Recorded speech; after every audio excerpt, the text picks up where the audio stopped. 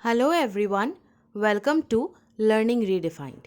जैसा कि आप सभी लोग जानते हैं कि एसएससी एमटीएस के एग्ज़ाम बहुत नज़दीक है, तो इस चैनल पे आज से एसएससी एमटीएस के बारे में एक सीरीज़ स्टार्ट होने जा रही है जो कि स्पेशली जीके और जीएस पर फोकस करेगी।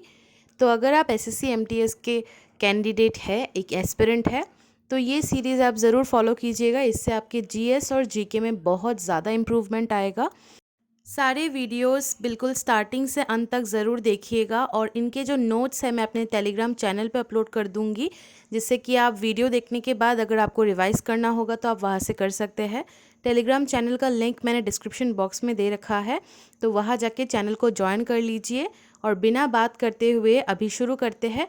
अगर अच्छा लगे तो सब्सक्राइब कीजिएगा, लाइक कीजिएगा और कॉमेंट में बताइएगा कि आपको और कौन कौन से टॉपिक पे वीडियोज़ चाहिए। तो चलिए शुरू करते हैं। आज का पहला सवाल, question number 1, which country is called the coffee bowl of the world?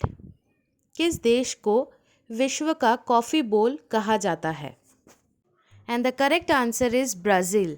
Brazil को विश्व का कॉफ़ी बोल कहा जाता है।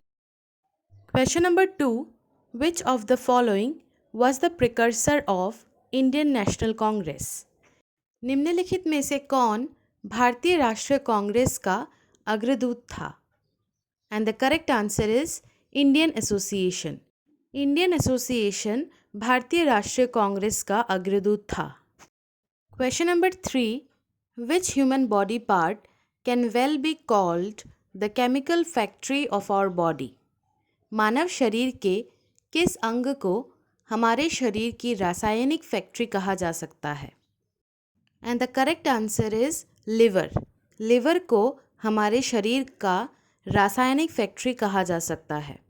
Question number 4, article 48A of the Indian constitution, protection and improvement of environment and safeguarding of forests and wild life deals with.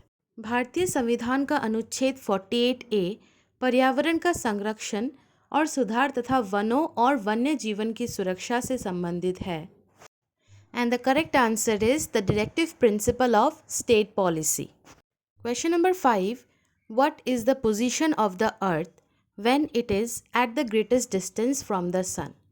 पृथ्वी की स्थिति क्या होती है जब वह सूर्य से अधिकतम दूरी पर होती है? And the correct answer for this question is एफिलियन। जब पृथ्वी सूर्य से अधिकतम दूरी पर होती है उस पोजीशन को हम एफिलियन कहते हैं। Question number 6, which one of the following elements cannot be detected by Lazane's test?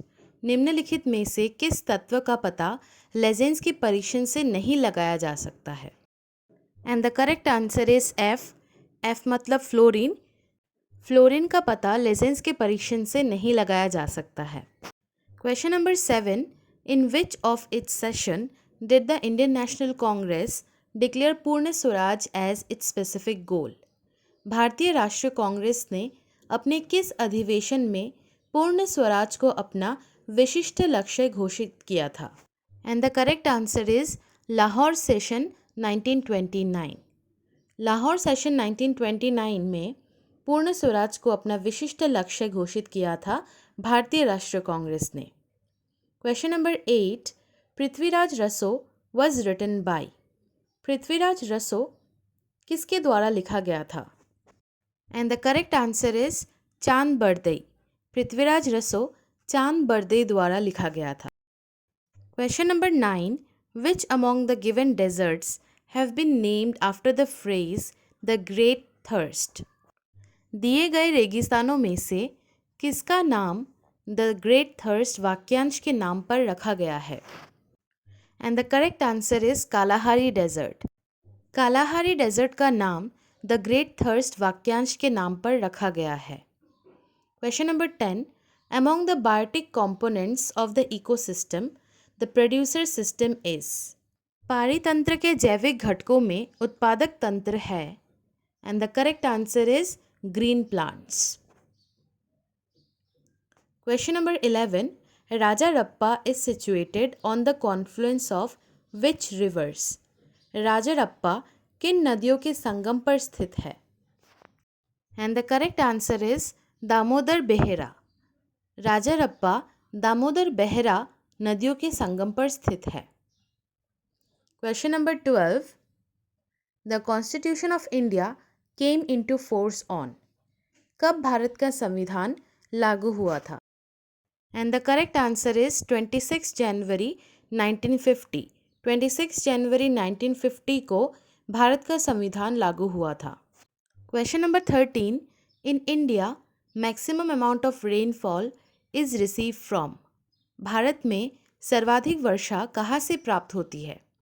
And the correct answer is south west monsoon. Bharat में सर्वाधिक वर्षा साउथ वेस्ट मॉनसून से प्राप्त होती है। Question number 14, who was the author of the famous text Mudrarakshasa. प्रसिद्ध ग्रंथ Mudrarakshasa के लेखक कौन थे? And the correct answer is Vishakha Dutta.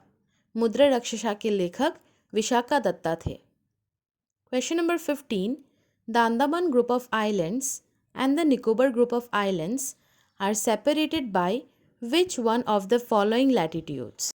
Andaman द्वीप समूह और निकोबार द्वीप समूह निम्नलिखित में से अक्षांश द्वारा अलग होते हैं। And the correct answer for this question is 10 degree north latitude. Question number 16, the Himalayas is the example of। Himalaya किस तरह के माउंटेन का उदाहरण है? And the correct answer is fold mountains. Himalaya fold mountain का उदाहरण है। Question number 17, who among the following road Guru नानक्स biography. निम्नलिखित में से किसने गुरु नानक की जीवनी लिखी थी? And the correct answer is Guru Angad Dev. Guru Angad Dev ने गुरु नानक जी की जीवनी लिखी थी।